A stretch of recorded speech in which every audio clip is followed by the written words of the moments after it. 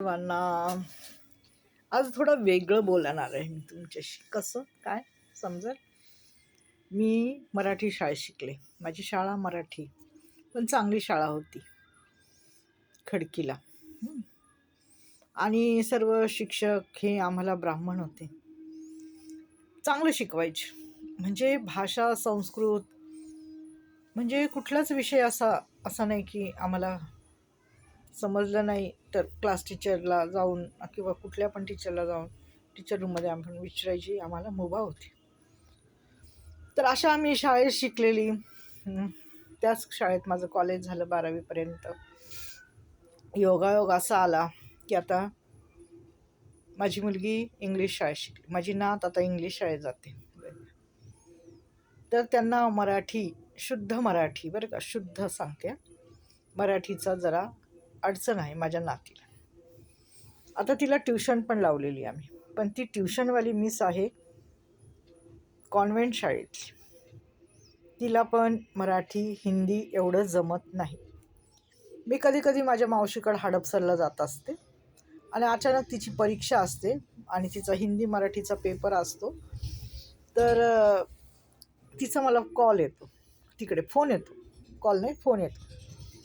Phone आल्यावर ती मला म्हणते, आंटी तुम्ही लवकर या. म्हणजे ती हिंदीत बोलते, मी आता मराठीत सांगते तुम्हाला, की तिचं आहे ना मराठी इंग्रजी जरा तुम्ही मराठी आणि हिंदी जरा घ्या. तर मी तिला म्हणते हो बाई घेईल मी. तर माझ्या परीने मी तिला शिकवण्याचा प्रयत्न करते आणि ती पण माझ्याकडे बसते, शिकते. तिला माझं आवडतं, कारण जेव्हा ती होती ना लहानपणापासून, तर मीच तिचं मराठी हिंदी घेत आहे. आणि खेळीमेळीचं वातावरण असतं आजी नातीचं.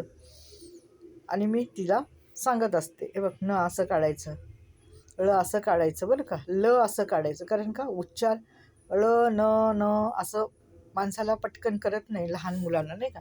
न न नळाचा का न न बाणाचा असे. तर असं बघा, आता कालच एक गोष्ट तिने मला विचारली, सशाला हिंदीमध्ये काय बोलतात? तर खरगोश, आणि इंग्लिशमध्ये रॅबिट, आणि मराठीमध्ये ससा. हो की. तर असे असतात लहान मुलाचे प्रश्न की ते आजीला आणि घरातल्या थोर म्हणजे मोठ्या माणसांना सोडवावं लागतं.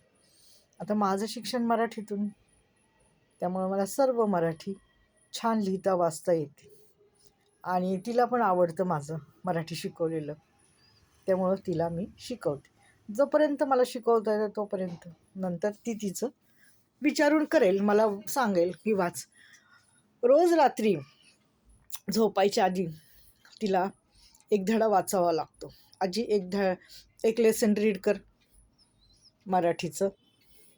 मग ती झोपली की आपणच ती पोपट पंचीसारखी ते वाचायचं पुस्तक, मग ती लगेच झोपून जाते. असं आहे बघा